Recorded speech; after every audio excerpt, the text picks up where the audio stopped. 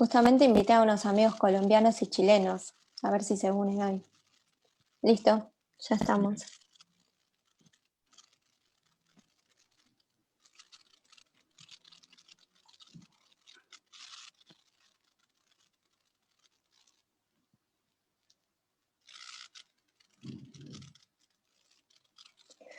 Muy buenas noches a todos y a todas que hoy nuevamente están con nosotros. Estamos en una nueva edición del ciclo de conferencias de la Redforma. Muchas gracias por participar nuevamente. En esta oportunidad vamos a tocar un tema que es interesante y es necesario. No todos tenemos conocimiento sobre este tema y como Redforma entendemos de que es urgente informarnos y también analizar sobre el mismo. Y para ello invitamos a Rodrigo Iglesias, que ya es amigo de la casa. Él es abogado en Derecho Informático y también hoy, una novedad, tenemos a Víctor Castillejo, que es del Observatorio de Derecho Informático Argentino, ODIA. Así que sean bienvenidos, muchas gracias por disponer de su tiempo para estar con nosotros y el espacio es todo suyo. ¿Qué tal? Gracias, Buenas noches, Eva. Eva.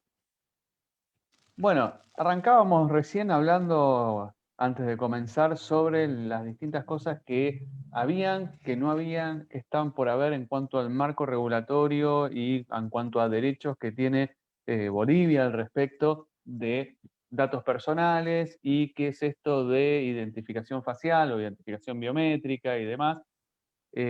La verdad que hay un trabajo muy, muy importante hecho por el Observatorio de Derecho Informático de Argentino y, lógicamente, trasladar esa posición, esas preguntas a cualquier lugar es algo que se torna necesario y es válido, porque también nosotros tomamos, desde el observatorio mismo, tomamos cuestiones de distintos países y distintos hechos como discriminaciones sociales, por etnia y demás, que también lógicamente pasan en nuestro país, en Argentina, y también pueden llegar a pasar en Bolivia o en cualquier lugar del mundo.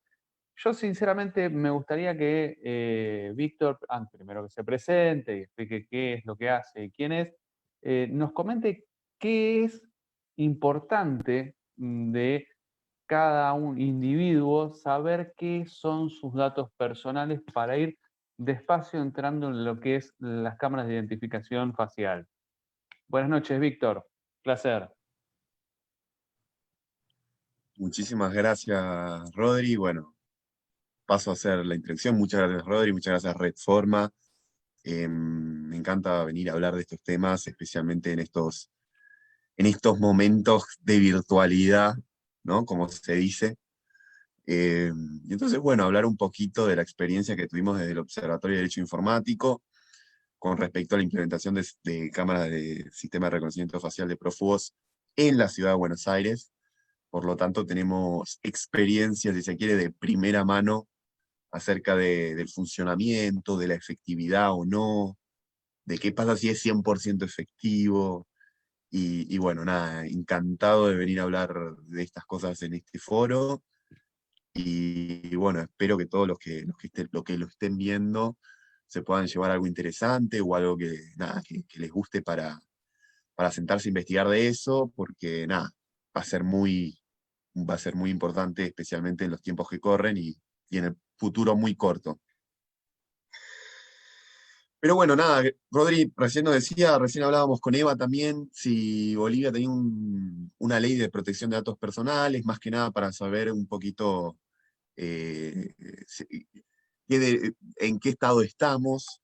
Y bueno, ¿y cuál es la importancia de los datos personales? Esa es como una pregunta, ¿por qué hay que proteger los datos personales de uno? Esos datos que te identifican y que son propios de cada persona.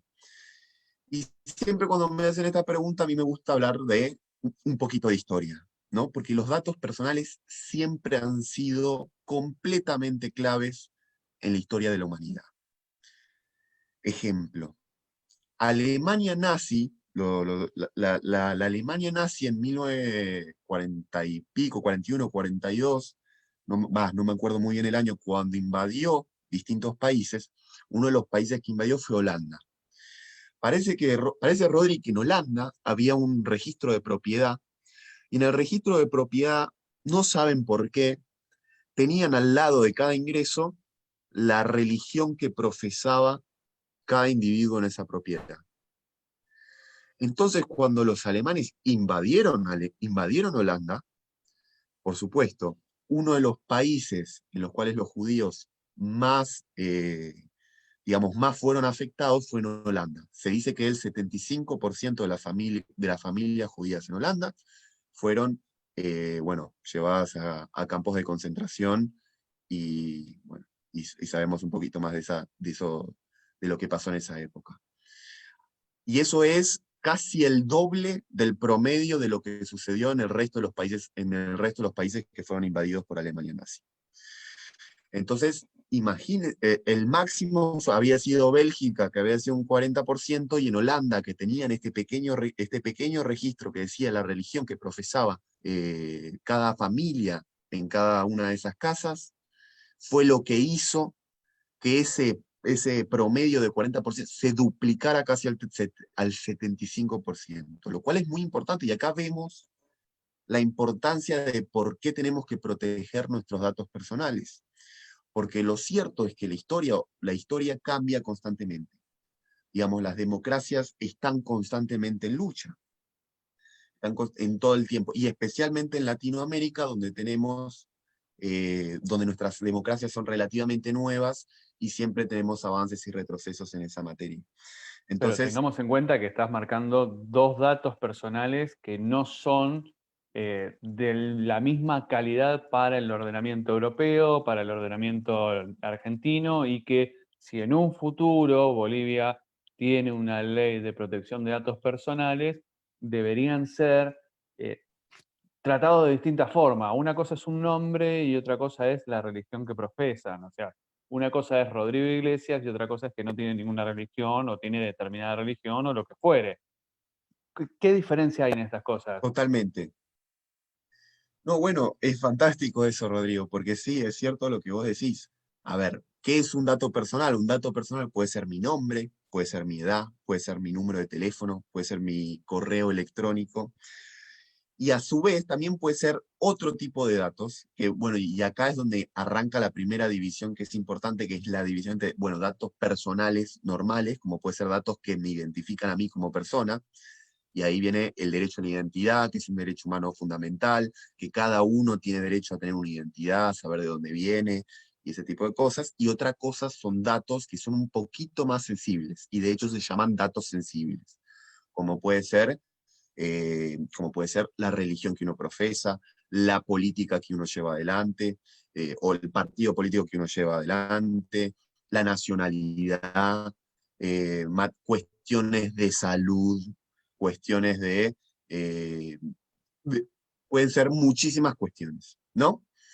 Y Entonces entonces los ahí datos arranca la primera biométricos división entre datos. entrarían, perdóname, Víctor, ¿los datos Bueno, biométricos sí, entrarían en esta calidad de sensibilidad del dato? bueno, muchas gracias, Rodri, por esa pregunta. Y por supuesto, si nosotros decimos, bueno, la nacionalidad, no sé, si uno es de un país o el otro, si la cuestión política, y también las cuestiones biométricas, o sea, lo que a uno lo hace único, que es el dato biométrico, que en definitiva es lo que capturan estas cámaras de reconocimiento facial. Eso es un dato que es absolutamente sensible y merece la mayor protección que sea posible. O sea que un dato biométrico Eso, podría digamos, ser ¿qué cosa? bueno, un dato biométrico podría ser, bueno, por ejemplo, ¿qué hace la cámara de reconocimiento facial? Bueno, te mide de qué punto del ojo comienza hasta qué punto del ojo termina, lo mide, te mide la cara y o sea, te extrae de tu cara determinados puntos que les permite a ellos después contrastarlos con una base de datos que está compuesta por muchísimas imágenes, una de las cuales puede ser tuya, y al contrastarlos pueden darse cuenta, eso es como tener una huella digital en la cara. Pero ¿qué otra cosa puede ser un dato biométrico? La manera en la cual uno camina, las huellas digitales, el tono de tu voz. Todo eso son datos que se extraen directamente, que son únicos y que se extraen directamente de uno mismo. O sea que tienen que tener por lo menos un tratamiento, llámese informático, digitalizado, computacional, lo que fuere, con un cuidado un poco mayor. Es decir, si uno tiene HIV o no tiene HIV, si tuvo coronavirus o no tuvo coronavirus, es información sensible, tiene que ser tratado como un dato médico, pero el dato biométrico también tiene que ser tratado como ese dato médico, y con la misma seguridad, con los mismos patrones, teniendo en cuenta por dónde va a ir ese dato si va puesto en Internet, es decir, que no vaya a Estados Unidos, no vaya a Sao Paulo, que quede dentro del país y que sea respetado, cuidado, cifrado, un montón de cuidados que no solo un dato identificatorio como tu nombre y apellido, tu número de documento de nacionalidad y demás deberían tener. Eh, para que entendamos un poco de para dónde estamos yendo, y ahora nos vamos a adentrar un poco más profundo en cuestiones más técnicas, más situaciones más particulares. Si uno tiene en cuenta esto, de decir, bueno, este dato biométrico a mí me identifica mediante una cámara, mediante un lector, mediante un sensor, mediante cualquier elemento que pueda identificar esto. Nosotros vemos que en nuestro país, cuando empezaron a implementarlo de esta forma y demás, tuvimos lo primero, de buenas a primeras, un llamado de atención sobre etnias. A mí me dijeron, che, Rodri, ¿vos sabés que con esto tales etnias sufren discriminación porque los porcentuales... ¿En dónde pasó esto? ¿Te acordás? Bueno, sí, completamente. A ver, el sistema de reconocimiento facial como sí es una tecnología que se ha estado desarrollando durante muchos años. Bueno, Ah, durante no es muchos años. nueva. No es del todo nueva, pero, Ah, y de hecho, o sea, los sistemas de reconocimiento facial han estado aproximadamente 10 años, no mucho más de ellos, pero se han estado tratando de desarrollar durante 2 o 3 décadas. Pero ¿cuál es el problema? Durante mucho tiempo, estas tecnologías fueron sumamente ineficientes, o sea, les era muy difícil entender las caras de las personas, ¿no? Porque ¿qué es lo que sucede? O sea, leer una cara, por ejemplo, y ahora, si ahora nosotros nos hicieran un screenshot de la cámara de Zoom, probablemente sería más fácil para la cámara reconocer nuestras caras, porque estamos mirando directo a la cámara, porque estamos recibiendo luz desde distintos lados, de manera que nuestros rasgos faciales se ven de manera correcta, etc. Pero, y ahí entra, me parece que Rodri, ahí para ahí ya se va tu pregunta, ¿qué se necesita para que la cámara haga eso? O sea, ¿cómo sabe la cámara de dónde a dónde medir? ¿Cómo sabe la cámara cuáles son los rasgos faciales que tiene que ver para poder identificar de manera porque única viste, a una ahora con la persona? pandemia estamos así, estamos tapados. ¿Cómo es esto? Total, bueno, la cámara, o sea, tiene que ser entrenada de alguna manera. ¿Qué quiere decir que tiene que ser entrenada? Básicamente que hay que mostrarle fotos de gente para que la cámara entienda qué es lo que tiene que ver cuando ve una cara, para que pueda determinar qué es un perro, ¿no? Que tiene 2 ojos, una boca, una lengua, que la saca todo el tiempo, de que es un humano. Entonces, para aprender eso, se le tiene que dar un montón de información a esa cámara para que ella entienda qué es una cara. Pero ¿cuál es el problema con eso? Que si uno no entrena al bicho ese bien para que pueda identificar cámaras, pueden ocurrir hechos que de hecho es lo que sucede.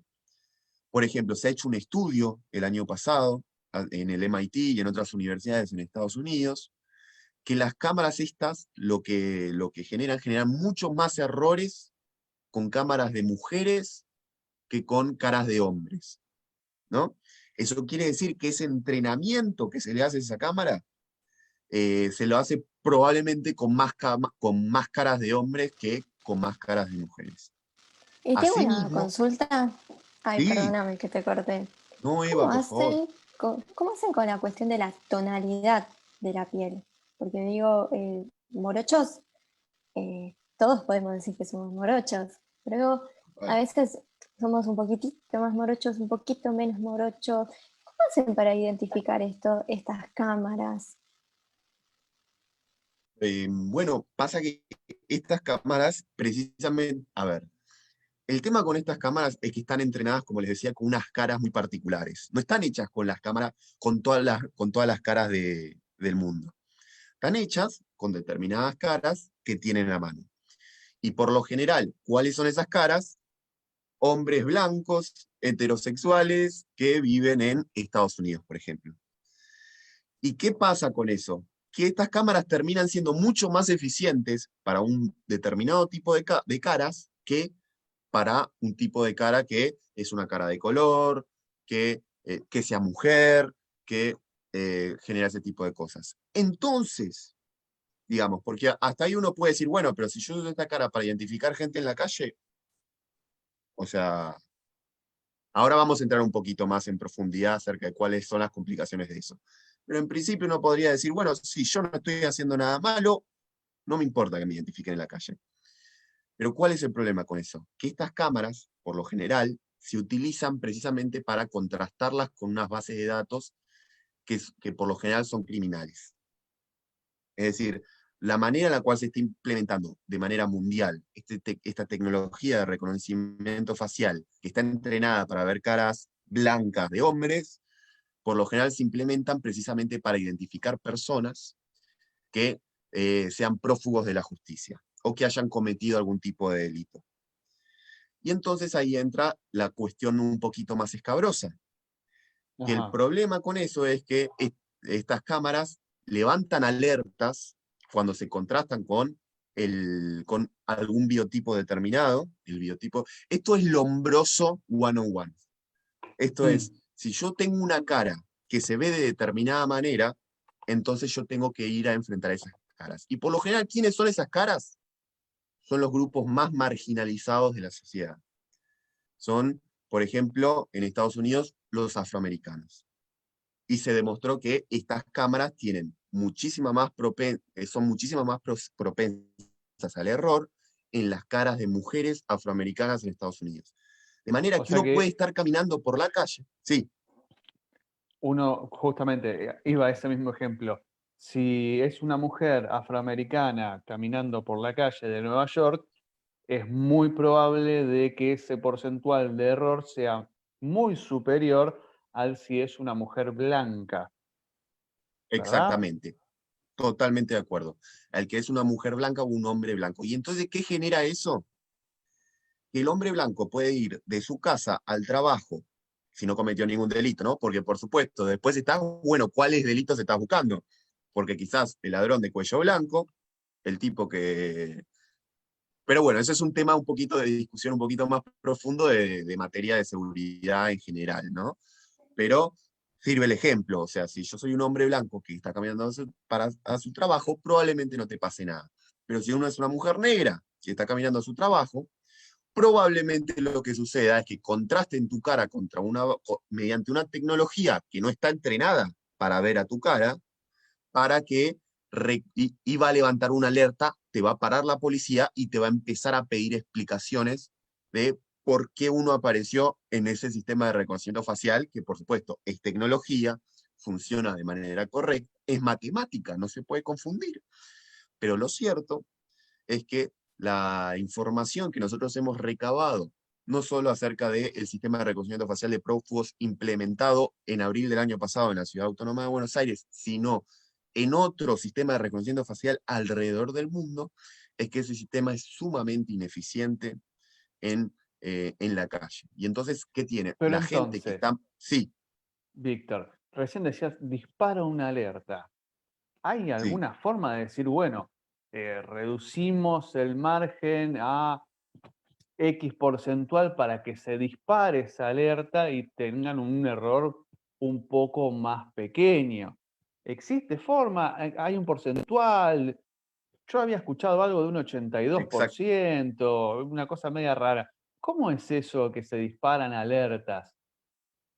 Exactamente, porque muchas de las cosas que van a escuchar es que estas máquinas no se equivocan, ¿no? Estas máquinas son 100% eficientes y pueden detectar a cualquier persona que esté transitando por la calle. Pero ¿cuál es el secreto, el catch? El secreto es, bueno, en realidad no son 100%, o sea, no reconocen de manera 100% eficiente a cada persona. ¿Por qué? Porque hay cuestiones medioambientales que pueden afectar la capacidad que tiene la cámara que toma la imagen, sobre la cual después se extraen estos datos biométricos, que son datos sensibles, que pueden afectar la calidad de esa imagen. Y como la afectan, estas cámaras, si uno les pone un 100%, es muy posible que nunca levanten una alerta, porque no son 100% eficientes, porque es muy difícil hoy con la tecnología que tenemos de que eso suceda. Entonces, ¿qué es lo que termina sucediendo? Es que bajan ese requerimiento, no para que sean, sino que para que sean lo suficientemente parecidos a la imagen que yo estoy viendo. Y si es así, si por ejemplo se parecen un 82%, bueno, eso amerita que detengamos a esa persona en la calle, ¿no? Y ahí, Rodri, me parece que entra un debate que es sumamente interesante. Es, ¿puede el Estado tener el derecho de detener a una persona porque una máquina se lo dijo? Nada más porque se lo dijo. ¿Tiene el Estado derecho a detener a una persona para averiguar su identidad? ¿O tiene derecho a interrumpir ese tránsito, esa libertad ambulatoria que tiene una persona para averiguar por qué razón, por qué razón se levantó una alerta en una cámara de estas? ¿Vos qué opinás? Y mirá, la verdad que hay situaciones donde uno puede decir, bueno, si estoy buscando prófugos y esto fuera un sistema que tiene un porcentual elevado de eficacia, uno puede decir, bueno, mirá, es una herramienta donde uno puede llegar a tener cierta implicancia de decir, esto es positivo. Ahora, lamentablemente, todo lo bueno que uno podría llegar a esperar de una tecnología de este tipo, también tiene que entender que tiene algunos contras. Y esos contras, cuando son superiores, de hecho en el caso de Bolivia hay un contra muy, muy fuerte y ahora vamos a, cuando estemos cerrando en eso, vamos a dar el ejemplo del caso de Bolivia y es bastante, bastante fuerte y notorio. Esas contras son superiores a las ventajas en nuestro país, en Estados Unidos, en Bolivia y en cualquier país que pueda llegar a ser, dado que esa inteligencia artificial que se está alimentando todo el tiempo, que está aprendiendo todo el tiempo, también está agrandando errores porque eh, no para de cometer esos errores y todavía falta bastante en desarrollo informático para que esos errores sean mayores, esos errores sean mucho menores que las ventajas que podría llegar a tener, que por ahora son muy pocas. Es decir, que cuando uno dice, bueno, si una cara coincide con X porcentual, supongamos que llega al 90%, en vez del 82 llega al 90%. Entonces, si llega al 90% ya tenemos un 10% de error, que puede llegar a ser de cada 100 personas, 10. Bueno, bárbaro. Ahora, si nosotros tenemos esa forma de medir, estamos en un error matemático muy grande, porque ya midió todas las personas que fue tomando su imagen. Entonces, el mapeo de ese porcentual es infinitamente superior. Entonces estamos teniendo de que cada 1000 personas detecta a 100 y de esos 100 tenés 10 personas que no son. La verdad que es un margen muy elevado y eso es la métrica que todavía no está siendo clara ni dada.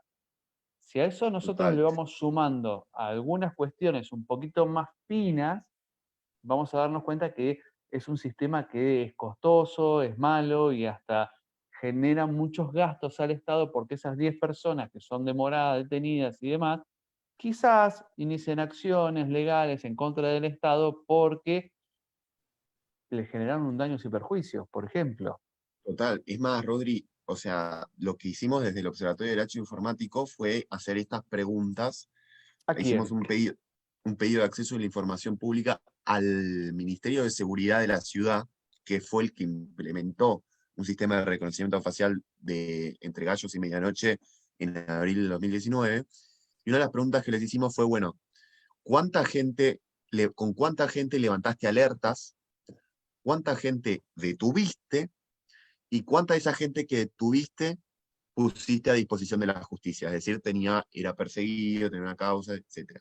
Porque ¿qué era lo que sucedía? Este sistema, y probablemente eso suceda en Bolivia, se vende como con una eficiencia del 99%, 98%, ¿viste? Un número que uno dice, bueno, si esto no se equivoca, pero lo cierto es que eso no sucede así. De hecho, de la información que nosotros obtuvimos se levantaron en el año y medio que estuvo implementado este sistema de reconocimiento facial, porque se detuvo en abril de este año, precisamente por la pandemia y porque la gente salía con barbijo, entonces el bicho no podía verle bien las caras a la gente. Descubrimos que se levantaron 4.266 alertas. De esas 4.266 alertas se detuvieron como a 2.000 personas, y esas 2.000 personas se pusieron a disposición de la justicia unas 400 o 500, una cosa así. Una locura. Es decir, la eficiencia de este sistema Es muy es baja. de menos de un 50%. Es muy Menos de un baja. 50% o sea, para siquiera detener a una persona. Lo cual cuando uno lo piensa, dice, entonces uno dice, bueno, ¿qué crímenes estás buscando? Porque en el interín, esto fue un dato que no dije, pero gastaron $1,500,000 en este sistema de reconocimiento facial, que supuestamente iba a ser perfecto. Bueno, Entendamos de que no lo compraron. eh, Entendamos que es una licencia de algunas cámaras por una cantidad de meses, que no hay desarrollo tecnológico nacional, que no hay soberanía nacional, que no sabemos cómo se está implementando las actualizaciones, es decir, que no sabemos de dónde, ni de qué forma, ni si van a tener todos los datos biométricos, estos datos sensibles que hablábamos en un principio, si se los están llevando a algún lugar. Si los están vendiendo en algún centro clandestino de venta de información, por ejemplo la Deep Web, que tanto les gusta, o si estamos ante una empresa que tiene algún negocio espurio, porque tampoco la licitación fue de una forma correcta. Entonces, tenemos varias cuestiones acá en la Ciudad Autónoma de Buenos Aires, puntuales de la Ciudad Autónoma de Buenos Aires por su idiosincrasia. Nosotros tenemos hace muchos años un solo gobierno en la Ciudad Autónoma de Buenos Aires con una mayoría parlamentaria, donde podrían sacar por ley, sin ningún esfuerzo, un sistema de identificación biométrica, y sería una normativa de la ciudad propia de la Ciudad Autónoma de Buenos Aires. Pero fue por decreto, en realidad por resolución. Esto lo que está teniendo no es solo una contratación directa de un montón de dinero, sino que está avasallando derechos constitucionales, no municipales o provinciales, sino constitucionales de todo el país, sin tener en cuenta el margen de error, ni las ventajas, ni las virtudes. No nos olvidemos que de la Ciudad Autónoma de Buenos Aires venimos con un sistema de el que pone más cámaras de vigilancia, no de identificación biométrica ni nada por el estilo, sino que el que pone más cámaras de seguridad, esos domos que ustedes pueden ver en las esquinas, en distintos lugares, tiene más seguridad. Y la verdad es que no hay un informe que diga qué seguridad tenemos después de poner un domo, ni si el domo funciona. Y además lo que sí tenemos por cuestiones judiciales es que cualquier cámara posterior a los 30 días deja de tener su almacenamiento las imágenes del mes anterior. Entonces tenemos pérdida de información, pero no sabemos si es un borrado seguro, no sabemos qué es lo que pasa. Lo mismo con el sistema de identificación de patentes, ese famoso círculo de patentes de ingreso y egreso de la Ciudad Autónoma de Buenos Aires, y estamos con algunas cuestiones ya empresariales, porque si empezamos a tomar contratitos de muchísimo dinero, las cámaras de vigilancia, esos domos que bien les decía, tienen un solo origen y es un empresario que no es conocido porque sea buena gente, sino al contrario, porque es el mediador de una empresa de origen israelí con el Estado argentino, más precisamente con el gobierno de la Ciudad Autónoma de Buenos Aires, donde en íntima relación con la ex ministra de Seguridad, Patricia Bullrich, fueron compañeros en la década del 70 de la unidad Montoneros, que posiblemente tengan ustedes algún recuerdo, y si no pueden utilizar sus redes sociales Más Amigas y su buscador Más Amigo, y van a encontrar quién es Mario Montoto, y van a encontrar qué empresas tiene a su cargo y cuáles son sus negocios y su afinidad con el expresidente Mauricio Macri. Ahora, una vez que tenemos eso y ese contexto, podemos entender de que este gobierno de la ciudad, de forma directa, contrató un sistema de identificación biométrica a casi la misma persona, porque es el apoderado de la empresa, y, lógicamente, una vez que tenemos esa cuestión, que no sabemos qué es lo que estábamos diciendo, en situaciones de datos personales y demás, si no tenemos una ley de protección de datos que tenga identificado cuál es un dato de identificación y cuál es un dato sensible, ya tenemos un primer problema. Ahora, nosotros teniendo esa ley, tenemos otros problemas, que es respetar esa ley.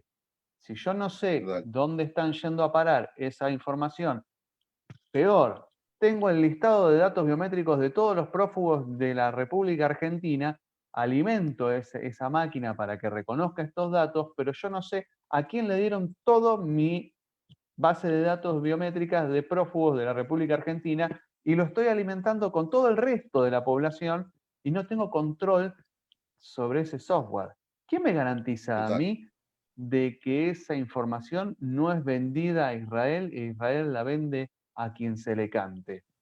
Lo cierto es que, Rodri, no tenés garantía alguna. Una de las cosas que nosotros descubrimos y lo que pedimos fue, por favor, que nos den el código fuente, o sea, el código fuente de este sistema de reconocimiento facial. Eso quiere decir que nos muestren, digamos, cómo está diseñado este sistema para poder nosotros realizar una auditoría externa de ello. ¿Sabés qué nos respondieron? Nos respondieron, no, no, No, no, esto está protegido por derechos de autor. Y entonces, ¿qué quiere? Primero, ¿qué es lo que decías vos? O sea, ¿qué quiere decir eso? Si nosotros no sabemos cómo funciona esto, no podemos auditar efectivamente la eficiencia que tiene este sistema. Y recordemos que este sistema está deteniendo gente en la calle. O sea, que existe un principio que es el principio el principio de inocencia. inocencia. O sea, que nosotros no tenemos que darle explicaciones a la policía por qué se levantó una alerta. La policía nos tiene que dar explicaciones a nosotros de la razón por la cual nos están deteniendo. Un derecho humano fundamental. Debate que se discutió en el principio de la constitución de nuestros países. Por allá en 1800, 200 años. Y Pero encima, escúchame, acá con un sistema de reconocimiento facial que funciona de manera error, sí. cuando nosotros tenemos que saber por qué se nos detiene, por qué se nos demora y demás, ¿qué es lo que está contestando la policía? No, la policía, lo único que contesta Rodri es tremendo. La policía dice, porque levantaste una alerta en el sistema de reconocimiento facial de perfugos. Ajá. Y, Sin darte mayor explicación. O sea, cuando existe un artículo en nuestra Constitución Nacional que dice que todo el mundo es inocente hasta que se pruebe lo contrario y que para detenerte, para arrestarte, tiene que haber una orden de un juez. Y pero si esta estás gente dice que prófugo, una alerta, sí, o sea que no es una detención, es porque dio una alerta de que vos estuviste o estarías con ese 82% que coincidiría la cara con un fulano que por ahí puede ser que... O sea que no hay algo muy importante que hay que entender, que nuestro ordenamiento jurídico pide algo que es el mismo artículo 18 de la Constitución Nacional Argentina, pide que seamos juzgados por jueces y que esos jueces tienen que ser naturales. La verdad que un sistema de alarma de identificación biométrica no es un juez y mucho menos es natural. Estaríamos volviendo a la época en la cual un comisario ordenaba la detención Sí, de sí, los edictos policiales prácticamente. Estaríamos, justamente, pero o sea, ese y qué comisario no contradicción, sería digo, humano. porque esto Exacto. Primero que no es humano. Y luego, segundo, qué contradicción, ¿no? Porque se supone que uno de los fundamentos para la implementación de estas cámaras es que ayuda a combatir el delito en vías de proteger a la ciudadanía. Pero a Mira, la sí vez hay un estudio, estás violando el derecho humano de la persona, que sin orden judicial estás arrestando sin orden judicial, porque, a ver, no hay orden judicial y además cuando te arrestan te tiene que decir qué contiene esa orden ¿cuál judicial, es el motivo? A ver, cuál es el entendamos motivo. algo. El sistema de cámaras de vigilancia que yo recién les comentaba, el común, el ordinario, el de los domos, hay sí un estudio en Londres. Londres es el país del planeta con mayor cantidad de cámaras. Es increíble, hay aproximadamente entre 3 y 5 cámaras por cuadra, o sea, por cada 100 metros. Ahí lo que se pudieron dar cuenta es que los primeros 2 años genera una bajada del índice delictivo. Es cierto. Ahora, posterior a los 2 años, no hay cámara de seguridad que genere esta acción Foucaultiana de panóptico, y con lo cual se invirtió en una cámara al divino botón. Las cámaras no bajan el índice delictivo a gran escala y por mucho tiempo. Entonces, sí te van a servir para poder decir, bueno, acá hubo un robo, acá está documentado, acá fue un auto, acá va, acá viene, pero no previenen el delito, que esto es lo que siempre nos vendieron absolutamente. En cuanto a las cámaras de seguridad policiales que van en los chalecos, hay un gran problema con esas cámaras. Uno es el costo, el otro es la operatividad, y el más grande de todos es mucha gente los tapa, y cuando descubren los propios policías de que muchas veces son utilizados en su propia contra, los rompen. Entonces genera un costo al Estado constante. Ustedes pueden ver en distintos casos policiales de la policía de Estados Unidos que salen habitualmente, asesinatos de policías a población de color. Entonces uno ve que dicen, che, pero ¿cómo está filmado? Bueno, porque todavía no rompieron la cámara. Y estos son los que nos enteramos. Imagínense los que no nos enteramos. Si a esa situación nosotros marcamos un detalle muy grande, que es esta identificación biométrica, que no sabemos a dónde van y a dónde vienen esos datos, le tenemos que sumar algo más, que es otro problema más, y ya se deja solapar sabiendo de que el software es de origen extranjero.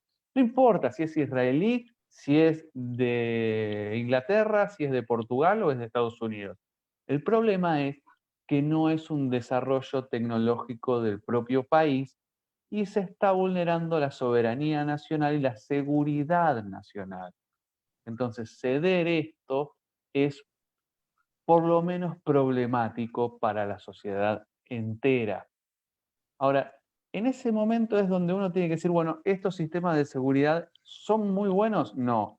¿Son malos? Y la verdad que sí. ¿Sirven para algo? Los sistemas de videovigilancia en las calles sí sirven para muchas cosas, pero hay que tener en cuenta que nos venden un combo, que el McDonald's lo compra, que nosotros no tenemos que comprar ese McDonald's, y saber que tiene una funcionalidad que no es la que nos quieren vender. ¿Funciona? Sí, funciona. Nosotros podemos seguir a la persona y demás, pero el índice delictivo no baja por poner una cámara. Al Total. contrario, en Londres tenemos esta estadística de que como máximo 2 años, y ya los ladrones no le dan ni 5 de importancia a la cámara y siguen robando de la misma forma o cometiendo los delitos que quieren cometer. Yo ya quiero ir más puntualmente a lo que es la parte de Bolivia, y que Bolivia tiene un problema de fondo puntual muy grande. El pasado 21 de agosto de 2019 se había tenido en cuenta el sistema de seguridad ciudadana BOL 110, donde el expresidente Evo Morales hizo una inversión, un desembolso de dinero muy importante en actualizar esas fuerzas de seguridad y demás, donde el sistema comprendía esas 550 cámaras de vigilancia capaces con la capacidad, ¿sí?, de identificar rostros y vehículos, en total. La identificación de vehículos entiéndase como vehículos que están estacionados, que son de identificación por los mismos patrulleros, que tienen un pedido de secuestro, que han participado en algún delito, alguna situación particular tienen. Lo mismo con 2.500 alarmas comunitarias instaladas en sitios completamente estratégicos y en distintas ciudades. Esto pasó en agosto del 2019, donde se invirtieron aproximadamente 50 millones de dólares. No es un detalle menor la cuantía. ¿La inversión en seguridad es importante? Sí, es importante. Ahora, cuando nosotros decimos el expresidente, es porque en Bolivia, el 10 de noviembre de 2019, hubo un golpe de Estado. Hoy tenemos un gobierno de facto en Bolivia. Entonces, tenemos un problema. Esas cámaras de identificación biométrica no solo fueron instaladas 8 nada más el 10 de marzo, ¿sí? Sino que esas 500 cámaras fueron instaladas 300. Y de esos 2.500 botones no tenemos información alguna. Si esto empezamos a jugar un poco más, podemos estar afirmando que en vez de un listado de prófugos puede haber un listado de otras personas que son tildadas de prófugos, generando no solo estos errores de encontrar prófugos de la justicia, sino de encontrar gente que está siendo tildada de prófuga. Entonces, es un problema democrático importante esta interacción de cámaras en cuanto al ordenamiento boliviano, en cuanto a saber qué datos están alimentando esta base de datos, y sí podemos llegar a saber de que estos sistemas y todo no son de orígenes de Israel, sino que son de otro país y no son tampoco de desarrollo nacional de Bolivia. ¿Que Bolivia tiene capacidad para desarrollarlos? Sí, la tienen. Todos los países tienen muy buenos desarrolladores y si no pueden hacerlo a través del Mercosur, que también pueden ser operativos. Entonces, si entendemos esto, entendemos que las armas que tenemos para combatir algunas cosas también nos apuntan a nosotros en algún momento y en alguna situación. Entendamos que esas cámaras de identificación biométrica son alimentadas con alguna información que puede ser implementada y usada de forma non santa. Es decir, en vez de prófugos, decir que nosotros somos los prófugos y que no tenemos ni arte ni parte.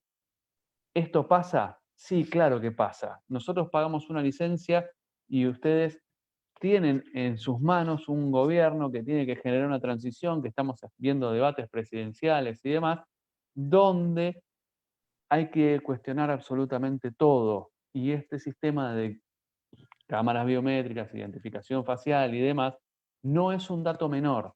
Y no es un dato menor en el marco de un gobierno de facto. Yo no sé qué pensará Víctor sobre el tema. No, completamente, Rodri, la verdad, completamente de acuerdo, no podría haberlo puesto mejor.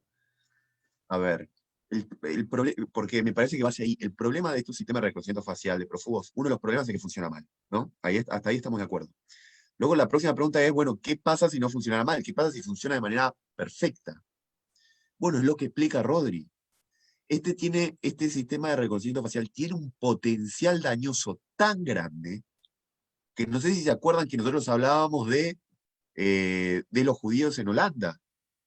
Bueno, pero ¿qué pasa cuando empezamos a hablar en países que están en periodos de transición, donde hay un gobierno de facto y que persiguen a un partido político por X o Y o Z, por su propio racional y por su propia cuestión? Es de loco, se te pone la piel de gallina.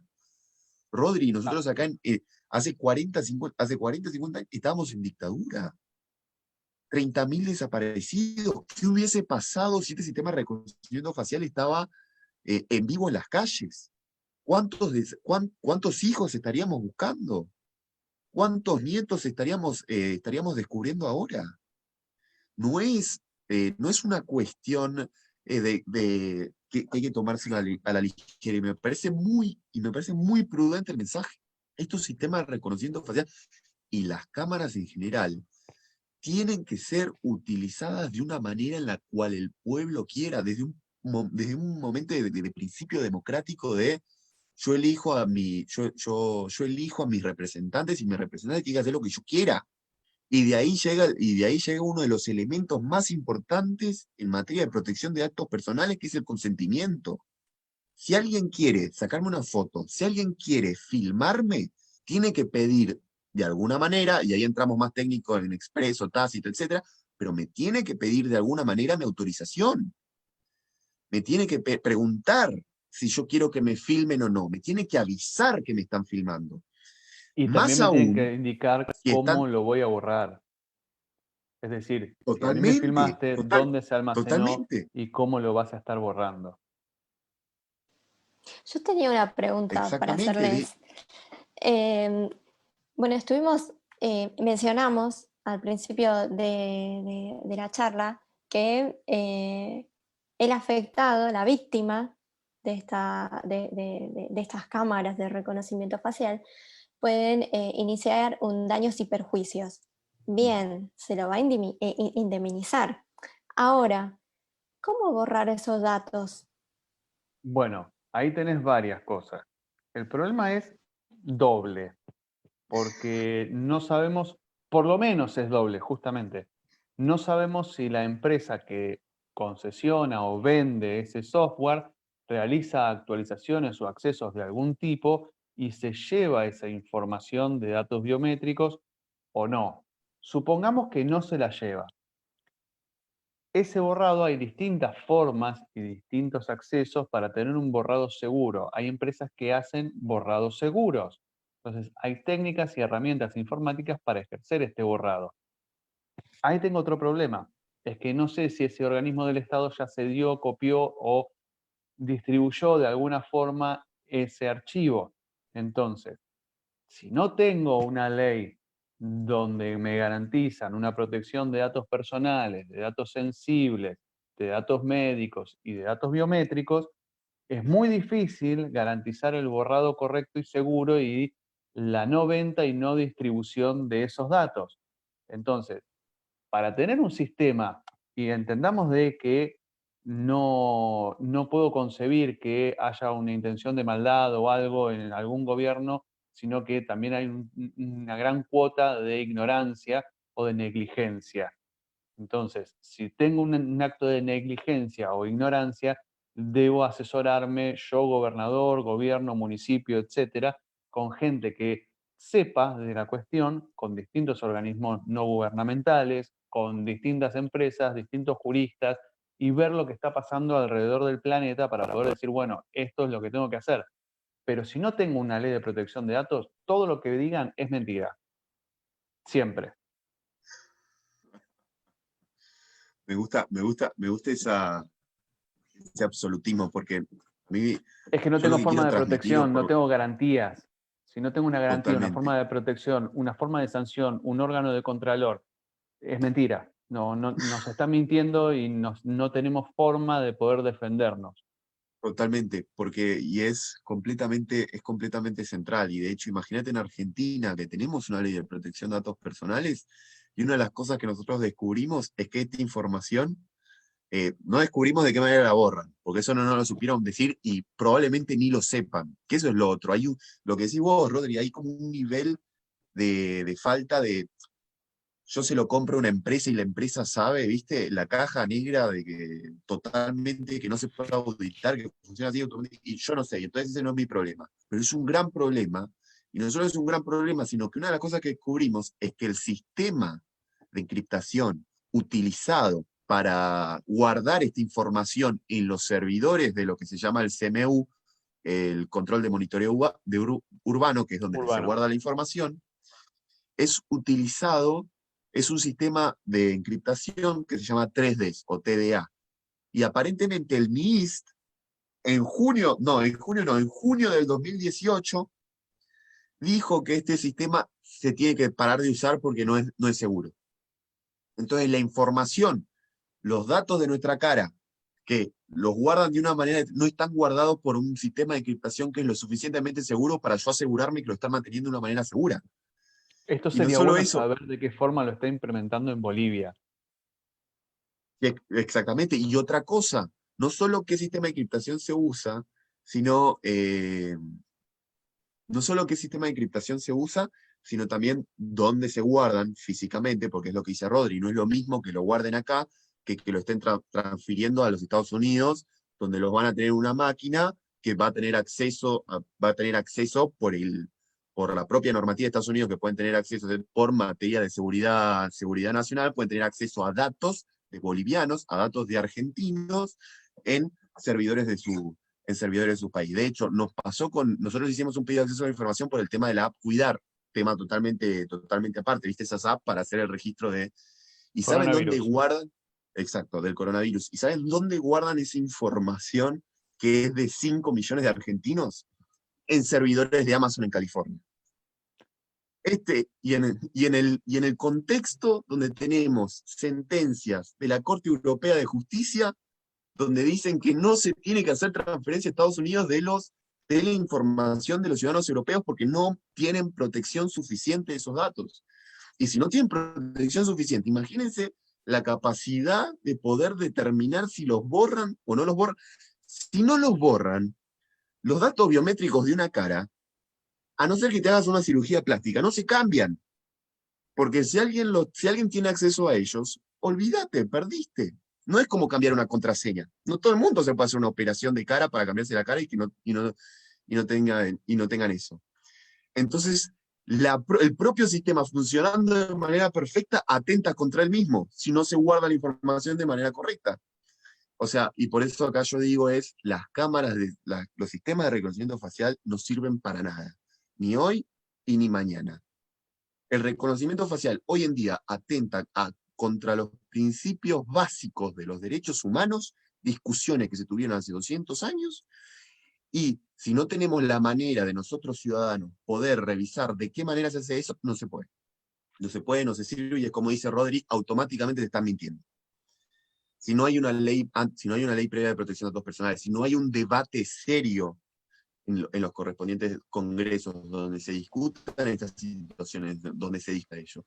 Especialmente en países como los nuestros que tienen distintas nacionalidades, distintos biotipos, distintas razas, y todo eso no se puede tener un debate serio acerca de estos temas, y cualquier sistema de reconocimiento facial es un sistema de control.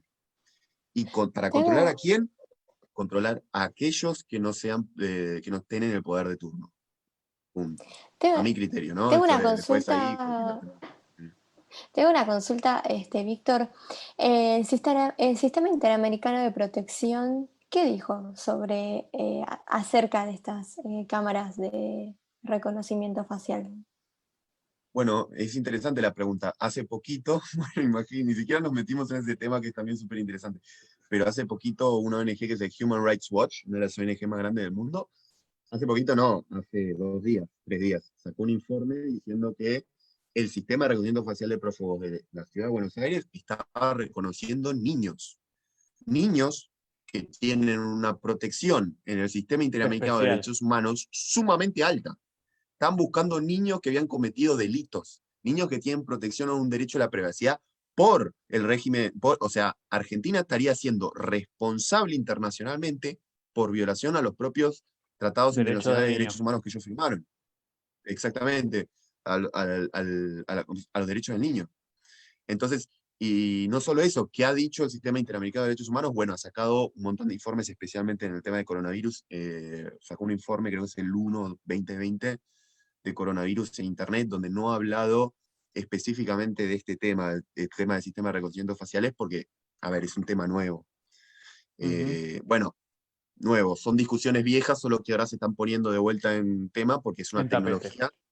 Exacto, y la tecnología en sí tiende a atentar contra eso. Uno se empieza a hacer preguntas que ya se habían hecho antes, y entonces uno tiene que, bueno, ir a buscar las razones, etcétera, a eso. Pero lo que ha dicho es que se tiene que tener muchísimo cuidado con el tema de Internet, y se deben respetar principios como el derecho a la libertad de expresión, el derecho a la privacidad, empieza a ser un derecho humano fundamental.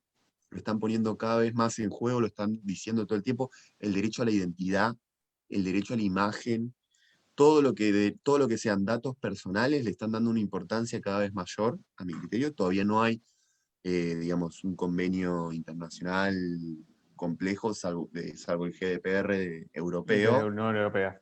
exacto, que hable de eso. Pero es interesante la pregunta y está bueno ponerlo en debate también para que se tome eso. Dos países que implementaron estas cámaras de reconocimiento facial son Chile y Colombia. ¿Qué información sabemos sobre los resultados que arrojaron, que arrojó esta implementación, ¿no? Bueno, a ver, en Chile y Colombia la verdad que no tengo demasiada información, pero sé que se han implementado en Chile, en Colombia, en Perú, en Paraguay, en Brasil, y además en distintas situaciones. El tema, lo que sí sabemos acerca de los resultados es de acá en Buenos Aires, de eso se puede hablar perfecto. De hecho, se están buscando 46.000 prófugos en abril del año pasado, ¿no? 46.000. De esos 46.000 prófugos parece que esa base de datos tenía un montón de errores. Entonces estaban buscando un montón de gente que no tenía que estar buscando. Y detenían gente que no tenía nada que ver, no tenía ningún delito, que era cualquier cosa. Entonces vino la Defensoría del Pueblo y, digamos, como que limpió esa base de datos. En esa limpieza general sacaron 8.000, digamos, asientos, ¿no? Eso querría decir que deberían haber 38.000 prófugos. ¿Sabés cuántos prófugos hay ahora? O sea, el último, antes de que lo bajara por el informe de Human Rights Watch, el gobierno de la ciudad, ahora hay 42.000. O sea, el sistema de reconocimiento facial en un año no pudo hacer nada, no sirve, no es eficiente para mantener a la gente segura, no es eficiente para buscar a la gente, a la gente prófuga, y no funciona. Entonces uno se dice, bueno, si es tan obvio, o sea, porque esto está en los números, en respuestas que nos dieron ellos a nosotros, no es que nosotros las estamos inventando. Y esas son las respuestas, entonces uno se pregunta, bueno, pero ¿para qué se usa? ¿No? Si no es para cumplir con lo que se está pidiendo, ¿para qué se está usando? Bueno, y ahí uno lo único que le queda es especular. Y uno de los elementos que yo utilizo para especular bastante es, por ejemplo, que nosotros acá en Ciudad de Buenos Aires nos enteramos que en el gobierno anterior se está utilizando el sistema de videovigilancia de la ciudad, es decir, el mismo sistema que ahora está implementado el sistema de reconocimiento facial, el sistema de videovigilancia estaba siendo usado por las agencias federales de inteligencia. O sea, agencias federales de inteligencia que por mandato de ley no pueden hacer inteligencia interna, estaban usando el sistema de videovigilancia de la ciudad de manera remota. Y entonces yo me pregunto si podían utilizar el sistema de videovigilancia, si podían acceder a las cámaras, ¿no será que podían acceder también a, a este sistema de reconocimiento facial?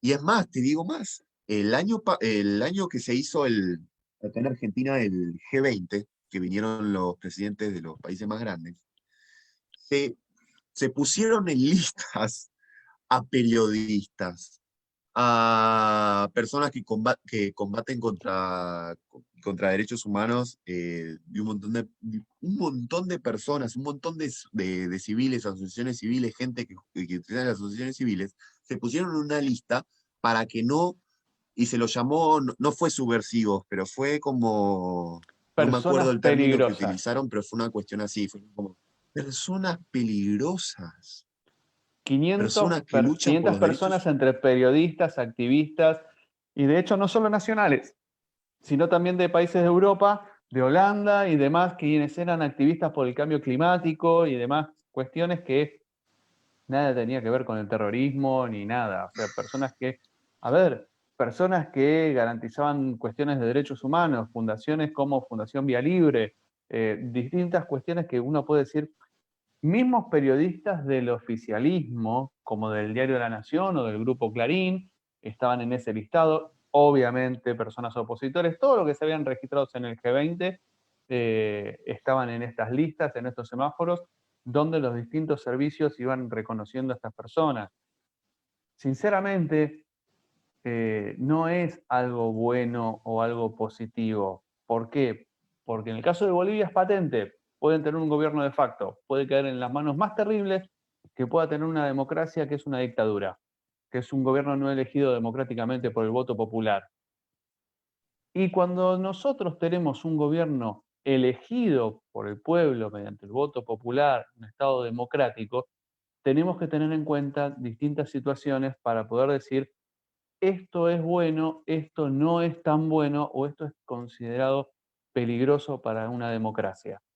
Esto no es tan sencillo, estas cámaras de identificación biométrica, esta protección de datos, esta situación legal, este marco jurídico que nosotros estamos citando, tanto de la Unión Europea como de Argentina, como ahora Brasil, que ha cambiado su protección de datos con un montón de problemas, inconsistencias e inseguridades, como Estados Unidos, que ha dejado de ser país seguro en cuanto a materia de datos personales para la Unión Europea, bueno, habla a las claras de una situación que es sumamente importante.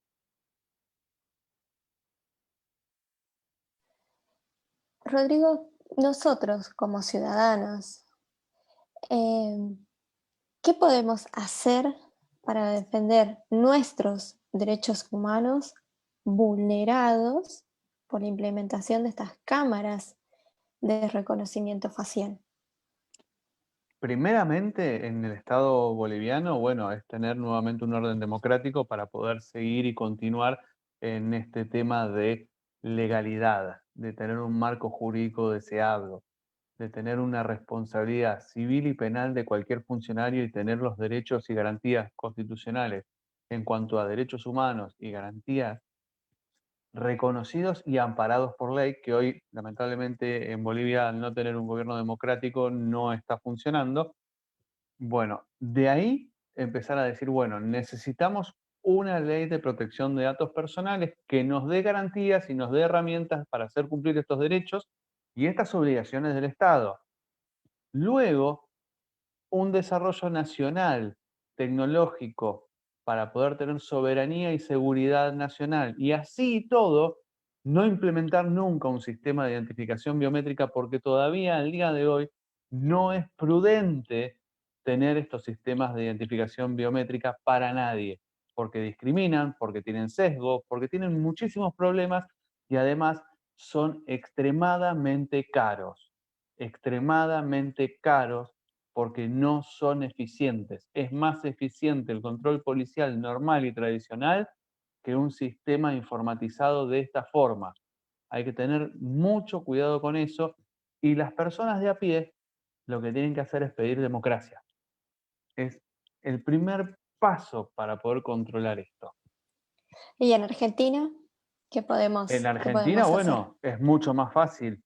¿Por qué? Porque tenemos un marco, tenemos un derecho, tenemos una constitución y tenemos un sistema donde sí hay que reformar esta ley de protección de datos personales, dado que nuestra ley es vieja y está vetusta y esas sanciones son un chiste.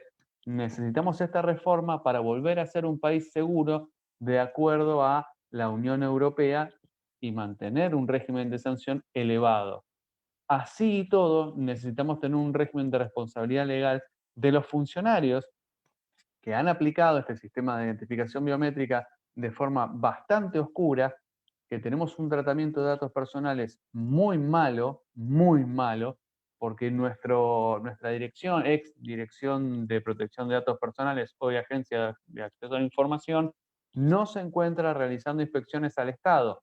El principal vendedor de estos datos o de la principal fuga de estos datos es el Estado Nacional y algunos estados provinciales.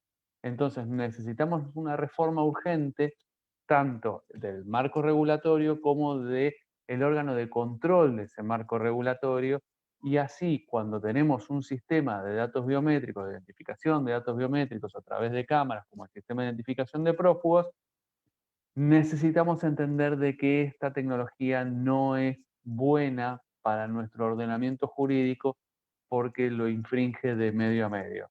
Y además es caro. Y tengo una pregunta, porque me quedó en el tintero el caso de que la policía, por ejemplo, dice que existe una alarma, una cámara de reconocimiento facial, Sí. vos te pareces a un prófugo, te detienen. ¿Qué tiene que hacer ese ciudadano que es detenido en ese momento? Bueno, nos ha pasado con un amigo.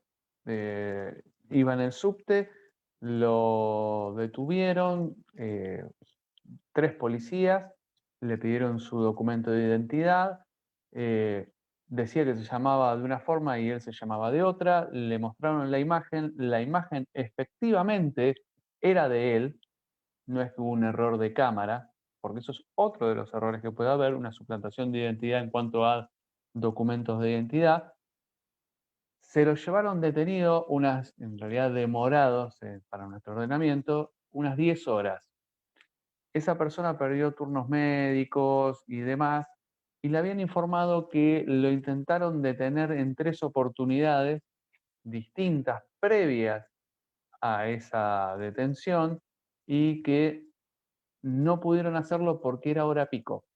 Había tanta cantidad de gente en el andén que los mismos policías no podían llegar a detenerlo y se tomaba el subte y se iba. Este es otro de los problemas, es la ineficiencia policial que hay en la detección y en la localización de esas personas. Acabamos de decir que no lo pudieron seguir con cámaras de vigilancia, pero sí lo identificaron con cámaras biométricas. Es toda una cuestión bastante importante en ese sentido. Y claro, ¿qué es lo que pudo hacer? Bueno, primero, dejar que te detengan. Nunca, nunca interrumpir la acción policial porque lo único que estamos haciendo es empeorar nuestra situación, nuestra condición, informar quiénes somos, llevar nuestro documento de identidad, lamentablemente, indicar qué estamos haciendo, hacia dónde vamos y demás. Y así, esto es en un marco, lógicamente, donde hay una democracia, donde hay una dictadura, la verdad que es muy difícil mantener esto, y más en el marco de una protesta y demás, es muy difícil de mantener esto, pero saber que si hay un error, nos van a demorar, nos pueden demorar, cuánto tiempo nos pueden demorar, si tenemos acceso a comunicarnos con alguien, si podemos pedir ayuda, si podemos decir quiénes somos, si podemos decir qué es lo que está pasando. Obviamente, necesitamos informar qué está pasando, que nos indiquen por qué se nos detienen, cuál es el delito que cometimos, qué situación procesal estamos viviendo y, claro, necesitamos un marco que nos dé garantías de que esa detención no va a generarnos otro problema. Si nosotros entendemos de que esa detención nos va a llevar una pérdida de 10 horas de nuestra vida, bueno, luego tendremos una acción por los daños y perjuicios que han sido ocasionados. Como por ejemplo, si nosotros teníamos que ir a firmar un contrato importante o teníamos que entrar a nuestro trabajo y perdemos nuestro presentismo, bueno, el daño ya está ocasionado. Necesitamos que se nos explique por qué, qué es lo que pasó y por sobre todo, esto sí es grave porque no tenemos forma de saberlo, si han actualizado esa base de datos y nosotros dejamos de estar en esa base de datos de forma errónea. Y aún más, si sabemos que es solo con el 82%, sabemos que nos va a volver a pasar. O dejan de buscar al prófugo que estaban buscando, o va a volver a machear con nosotros por ese 82% que coincidimos con el rostro de alguien y volvemos a ser detenidos, demorados por el mismo hecho que no tenemos nada que ver. Esto es Ese un problema grande. 82%, ese 82% al que vos te referís me hace pensar en los gemelos, por ejemplo. ¿No? Bueno, no Eh, solo, no, los gemelos por lo general se parecen bastante, son identificados y demás. Hay casos, sí, de gemelos, mellizos, trillizos y demás, que son detenidos y no, yo no soy, es el otro, y genera un sinfín de problemas grandes.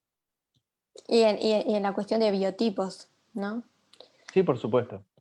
Eh, Pero Rodrigo, esto siempre teniendo un marco de vayamos paso por paso, protección de datos, diferenciar los datos, cómo van a ser y demás, luego entender que es un dato biométrico, incluirlo. Tenemos un modelo, el modelo no es Argentina en cuanto a ley de protección de datos personales, sino que es Europa. Sinceramente es un marco a seguir. Ojalá que el próximo gobierno sea democrático en Bolivia y pueda seguir este marco jurídico europeo. Ojalá Argentina tenga una reforma que es necesaria de su ordenamiento en cuanto a materias de datos personales y continúe, como había realizado hace 20 años, en el 2000, una ley de protección de datos, en este caso una adecuación sería, en el marco jurídico europeo. La verdad que necesitamos esas cosas y si las cosas se pueden ir mejorando a materia de Mercosur, tener una ley del Mercosur de protección de datos personales, pero bueno, lógicamente con un Brasil así, de esta forma, es un poco complejo tener alguna normativa positiva en cuanto a protecciones y derechos adquiridos y ganados en materia de respeto de los ciudadanos.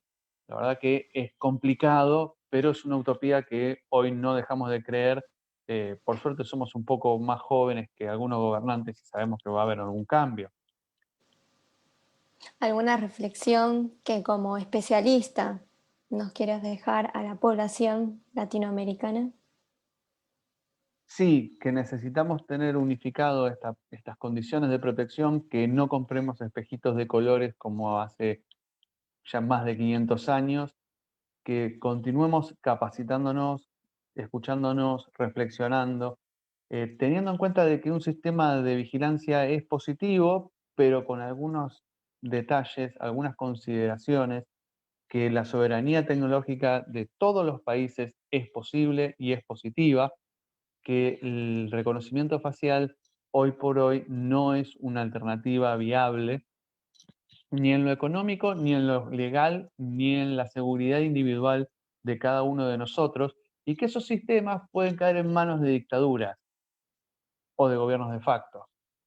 Los golpes de Estado últimamente están muy de moda, entonces tenemos que tener en cuenta de que ya sea un gobierno de extrema derecha que no respeta ningún derecho adquirido y demás, puede caer en manos de un gobierno de facto, puede caer en manos de cualquier situación que no sea positiva para la ciudadanía y deje de reconocer prófugos por delitos graves o cuestiones de que el ordenamiento así lo requiera, sino en cuestiones políticas, en cuestiones de etnia, que ya tiene un sesgo, un sistema informático de esta naturaleza por definición y por creación. Sinceramente, hay que tener un cuidado y un respeto muy grande por estas herramientas porque no es positivo su finalidad. Entendemos de que puedan ser llevadas adelante por negligencia o ignorancia. Para eso necesitamos combatirlo con educación y con estos conversatorios, esta opinión, no solo de los propios países, o sea, no solo de argentinos para argentinos, de bolivianos para bolivianos, de peruanos para peruanos, sino que la interacción de distintos lugares del planeta es positiva y es posible. Si esto funcionó en tal lugar, veamos por qué funcionó. Ahora, si no funcionó en tal lugar, entendamos por qué no funcionó y veamos si podemos mejorarlo o no, y si es posible usarlo o no en cada uno de los ordenamientos jurídicos que tenga ese país. No es lo mismo el ordenamiento estadounidense que el ordenamiento argentino, boliviano o europeo. Entonces, tengamos en cuenta que esas situaciones no son ideales para nuestros países. Rodrigo, muchísimas gracias por tu tiempo nuevamente. Bueno, Víctor creo que tuvo problemas técnicos y tuvo que salir antes. Cosas que Eh, pasan. sí, sí, exactamente. También seguramente está todo sobresaturado porque en cuarentena todos apelamos al internet. Nuevamente, gracias. Qué bueno que haber conversado sobre este tema. Es un tema que muchas veces se piensa que es solo para especialistas y que solo especialistas entienden de este tema, cuando en realidad nosotros, sociedad civil, debemos capacitarnos, como vos bien decías, y Ahí debemos Víctor me dice que está en sala de informarnos. espera. En sala de espera, yo no tengo el control, no Ah, mira. soy, no soy la anfitriona. Eh, Te agradezco muchísimo. ahora vamos a hablar con Víctor y le vamos a agradecer también. Y los esperamos. Esta casa es suya, la Red Forma los abraza siempre. Y bueno, para la gente que estuvo participando, nos estuvo viendo y escuchando, muchas gracias para nuestro administrador, para toda la Red Forma, y hasta una nueva oportunidad. Vamos a traer temas de actualidad y siempre temas que tengan y traten derechos humanos. Les agradecemos, que tengan un buen fin de semana y una buena noche. Muchas gracias. A ustedes.